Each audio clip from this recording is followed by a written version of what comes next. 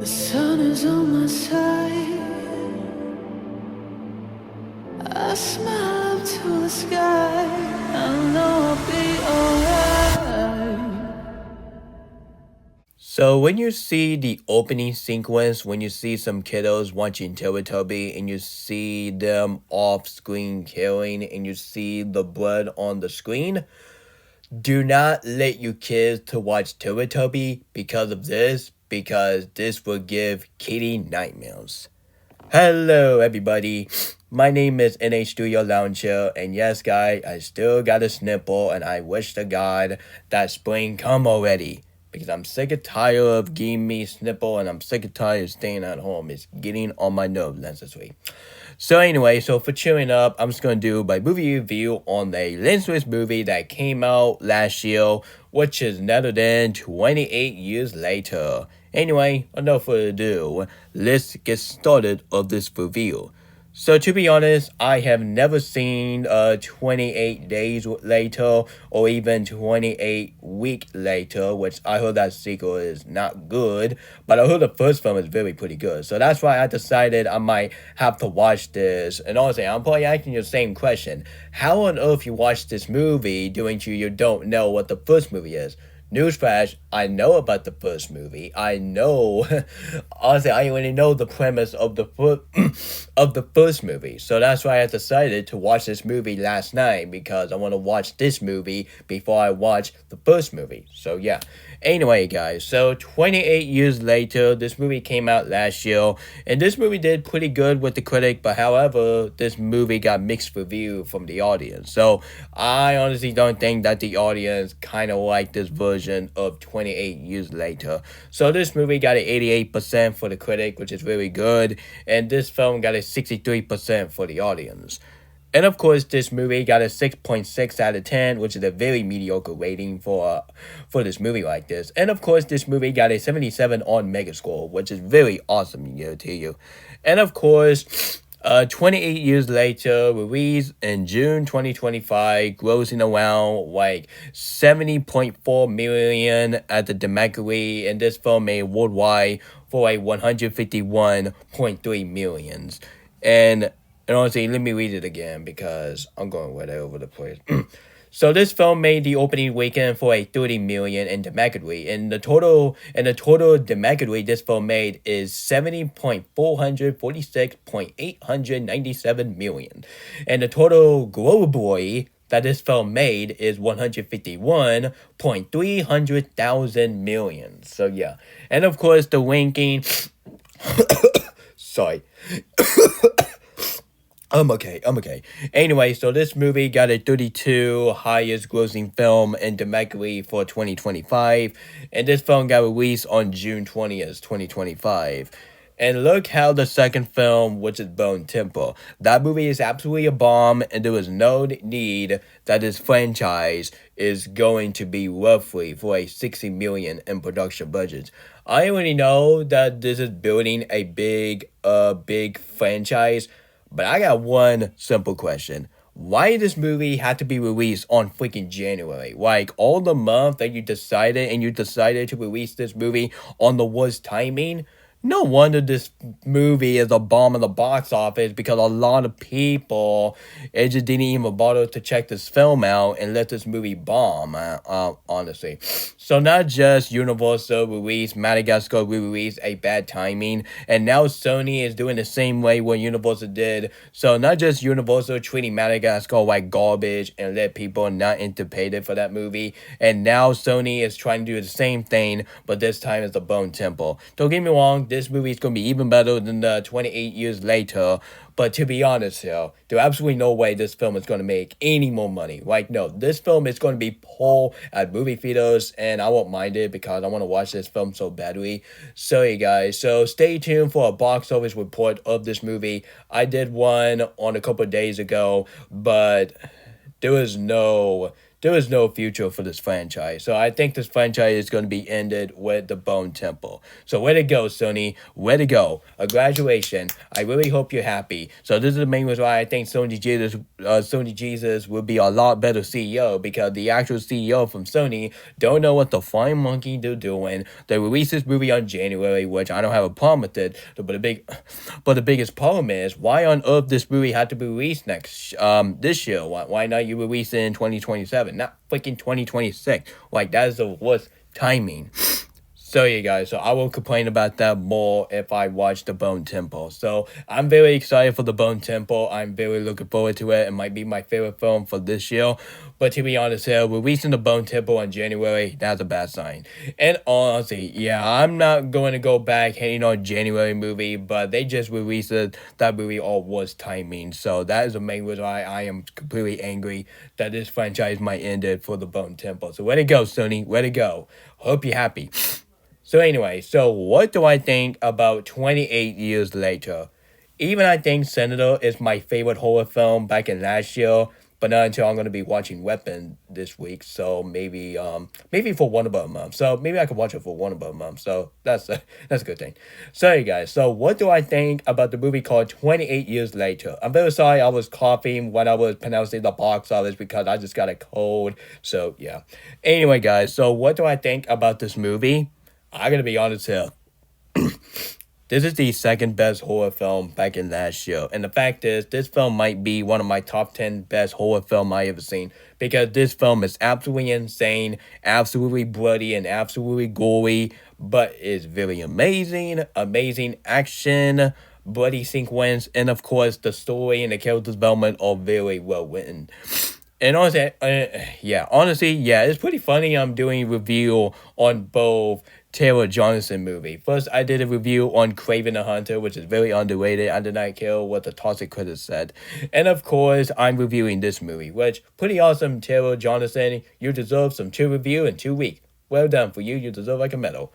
So hey guys, back I was saying in the opening, so I think the opening sequence of this movie was spoiled. So the opening sequence of this movie, when they open this movie, when you see a bunch of kiddos watching Teletubby, and you see a bunch of rage virus zombie attacking these poor children, and you see this sequence, yeah, you already know you gotta turn your movie off if you watch this film featuring for children. And honestly, I would lost my mind if someone say, "Hey kid, if you want to watch 28 Years Later, we got a Teletubby in it." And when you put that on, kids would be terrifying big time. So, yeah, and honestly, I understand this for comedy purposes. But killing kids off screen, that's not even funny. That is really disturbing. So, yeah, honestly, I understand they was trying to do a reference of Teletubby, but don't do it on the worst way that these poor children is getting hurt by these rage virus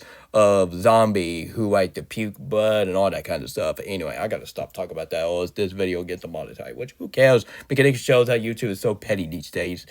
So, you guys, so on top of that, honestly, I did not have any problem I have for this movie. Not even the one time, because I think the one time is perfectional.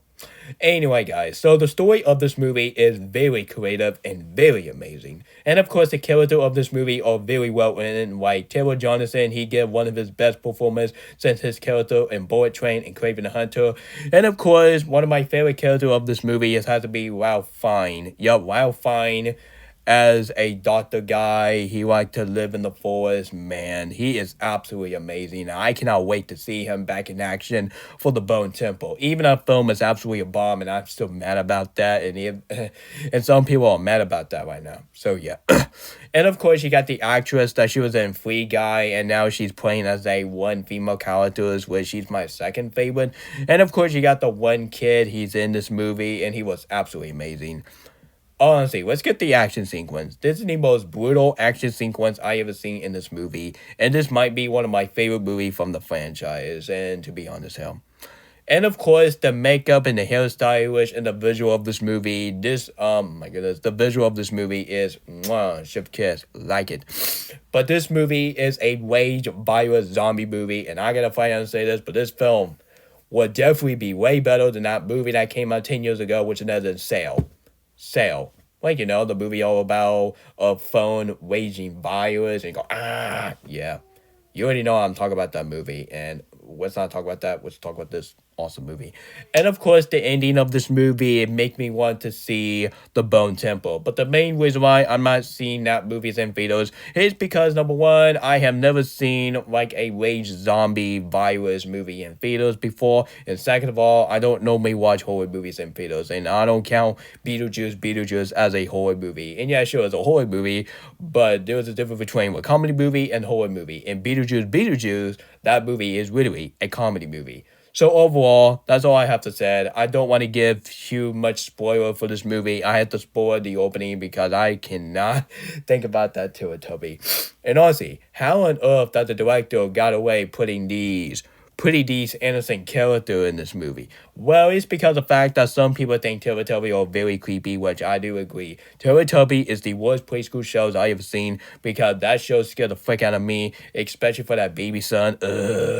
I do not like that baby son, and I don't blame on Magical Lover. Absolutely do not like Teletubby. So I do agree with her. Teletubby is a cheek, million pieces, and I cannot stand them.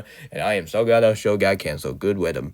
Sorry guys, so I'm gonna give 28 Years Later a 10 out of 10. It's a peak movie, and this film is absolutely cinema indeed. Anyway guys, so that was my movie review on 28 Years Later. So tell me, what do you think of this movie? Do you only think this film is a bloody fun action movie? Or do you flat out hate on this movie all because this film is too much for you? Which I know this film is not meant for everyone. But there was one question. Should I buy this film on DVD? Nah, I don't fancy to doing that. But yeah, sure, don't get me wrong. I really enjoyed this movie. But I don't think this is a one specific movie I would definitely be on rush to get, actually. Like, I would have get Wicked for Good and Zootopia 2, or a much better movie to get on Blu-ray more than 28 Years Later. But if I change my mind, maybe this film might be on sale for $5 in a Walmart bargain bin. So, yeah, due to the fact that people just didn't care about this movie. So, yeah.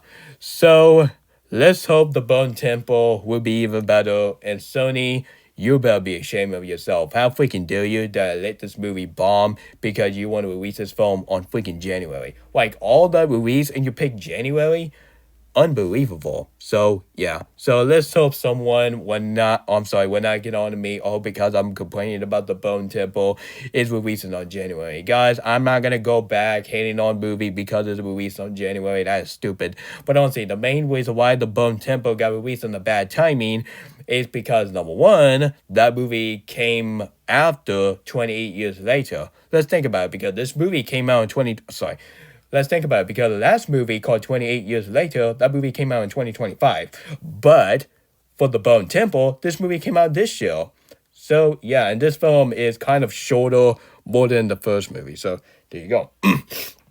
So because of this, I would definitely check out 28 days later or 28 weeks later, but maybe I could do it maybe on a Halloween month. So yeah, doing to Sony month, it's coming to a close. So yeah. Anyway, guys, so tell me, what do you think of this movie? Do you only think this is a fun, action, bloody movie? Or are you just like some people that you think this film is very real and very realistic? Like, guys, how many times do I have to tell you, horror movie is not real? Like, and yeah, sure, you see some death scene, but to be honest, hell, it's made for special effects. Yeah, but sorry, I got a sick voice, but to be honest, hell, my voice sounds like Living Decent for Frank Driven.